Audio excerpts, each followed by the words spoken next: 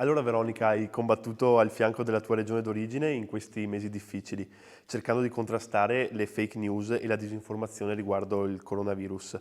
Come funziona Viral Veneto e come l'hai concepito?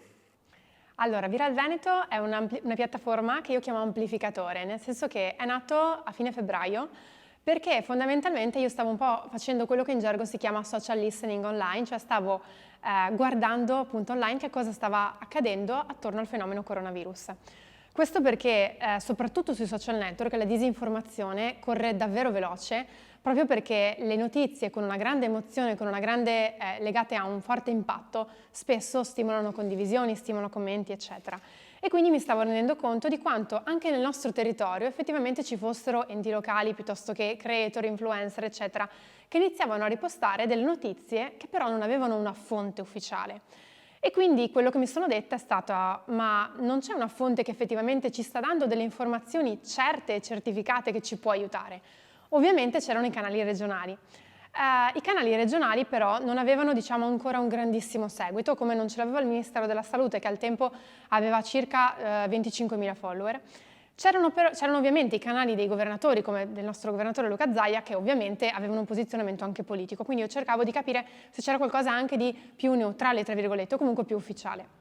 Da lì mi è sorta l'idea di proporre alla Regione di fare un progetto gratuito, ovviamente, un progetto che in qualche modo prendeva le fonti ufficiali, quindi l'informazione regionale, le norme, i decreti, le ordinanze, li rendeva adatti ai social network, e con adatti intendo che sicuramente non è semplicissimo per persone che non hanno magari studiato quella materia capire a fondo un decreto piuttosto che capirlo velocemente, e quindi abbiamo tradotto, o meglio abbiamo adattato l'informazione ufficiale all'ambiente dei social network, cioè abbiamo fatto sì che l'informazione ufficiale parlasse il linguaggio del social network, abbreviandola, rendendola chiara, veloce e leggibile, e dopodiché l'abbiamo da una parte postata su questo canale Instagram, anche su Facebook, e parallelamente abbiamo chiesto a una rete di ambassador del territorio di ripostarla.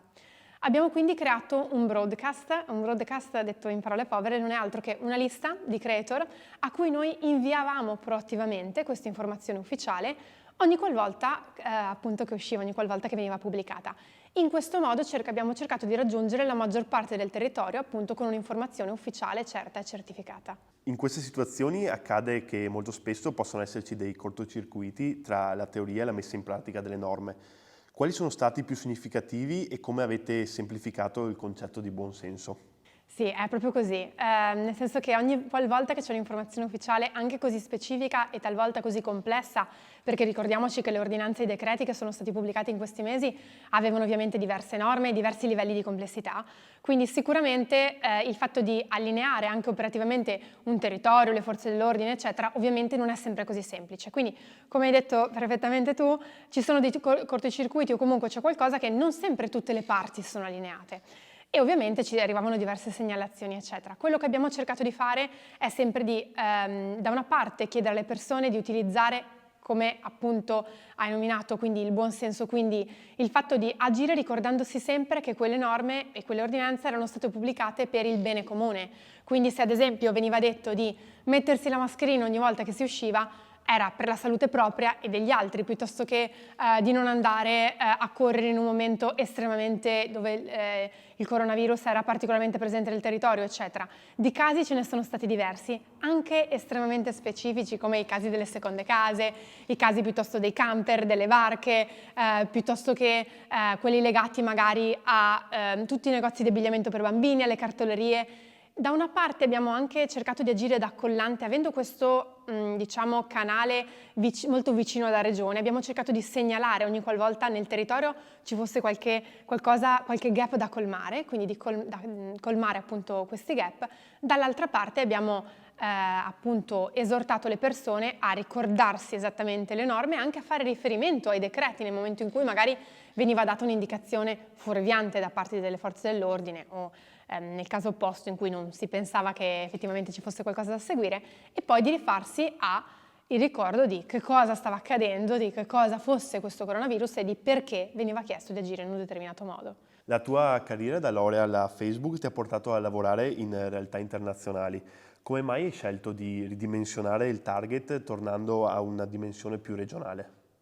Allora, io penso che lavorare con i territori, proprio anche in momenti di emergenza come questo e in generale in tutti i momenti in cui sia i territori hanno necessità, sia dall'altra parte in cui effettivamente si può dare invece visibilità al territorio, sia essenziale lavorare capillarmente. Cioè, credo che in questi momenti l'informazione capillare, l'informazione territoriale, il fatto di raggiungere singolarmente un comune, una provincia, un quartiere, sia quello che nei momenti di emergenza fa davvero la differenza. Perché in un momento come il coronavirus, certo l'informazione nazionale, l'informazione ministeriale, l'Organizzazione Mondiale della Sanità sono ovviamente le colonne portanti, però poi nel piccolo, nella quotidianità, ognuno di noi si chiedeva: ma nel panificio sotto casa mia come mi devo comportare? Ma nel parchetto dove porto mio figlio del quartiere XY, nelle giostrine ci posso andare? Quindi era veramente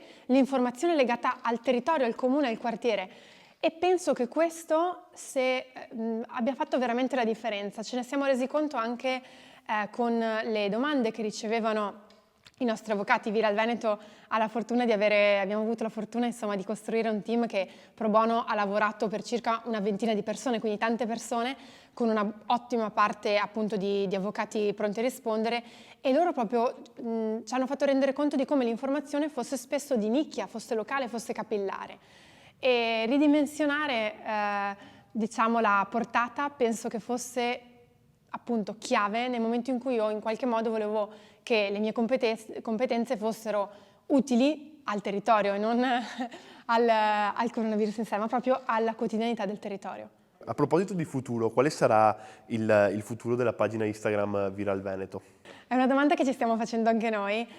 Una delle nostre regole chiave, che poi ha determinato anche parte della crescita che ha avuto fortunatamente questa pagina, questo canale di informazione, è stato il fatto che abbiamo sempre prima di tutto ascoltato quello che ci veniva chiesto dagli utenti.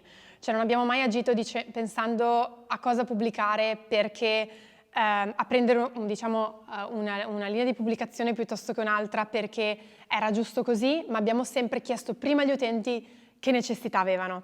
Questo secondo me è la chiave che dà veramente valore all'informazione. Se noi oggi vogliamo avere un'informazione di valore online in un mondo che ricordiamo essere effettivamente pienissimo di informazione, sono decine di migliaia i post che su Instagram vengono pubblicati al minuto. Quindi se vogliamo differenziarci, se vogliamo avere un'informazione di valore e di successo, dobbiamo ascoltare che cosa ci dice l'utente. Quindi che cosa abbiamo fatto? Abbiamo fatto un sondaggio chiedendo alle persone: ma volete che dopo la fase 2, quando questo coronavirus sarà finito, continuiamo a comunicare con voi oppure chiudiamo tutto? Perché essendo effettivamente un progetto pro bono, eravamo anche comunque contenti e felici di dire: ok ragazzi, abbiamo fatto quello che dovevamo fare, è stato bello e ci vediamo, speriamo in un'occasione più rosea. Però gli utenti ci hanno appunto chiesto di continuare questo lavoro, stiamo un po' cercando di capire come sarebbe possibile farlo. E che cosa ci hanno chiesto? Ci hanno chiesto di continuare ad essere fonte ufficiale per la trasmissione di informazioni ufficiali, quali decreti, qualora ce ne dovessero essere anche per altre emergenze, informazione sul territorio di estrema qualità. Sicuramente tutta la parte legale è interessata molto in parte anche tutta la parte legata invece a cause sociali, quindi ad esempio appunto a rendersi d'aiuto in situazioni come ad esempio quello del coronavirus. E infine sicuramente la parte, non tanto la parte legata a eventi territoriali, sicuramente anche eventi territoriali, ma non solo quella, ma anche proprio la parte legata più ad ambiente, quindi territorio inteso come si può aiutare il nostro territorio per l'ambiente, tutto l'ambito green, eccetera, eccetera. Quindi stiamo cercando di capire come questi tasselli possono incastrarsi in un mondo un po' coerente ed omogeneo per possibilmente continuare. Non ne siamo ancora sicuri, però vi faremo sapere.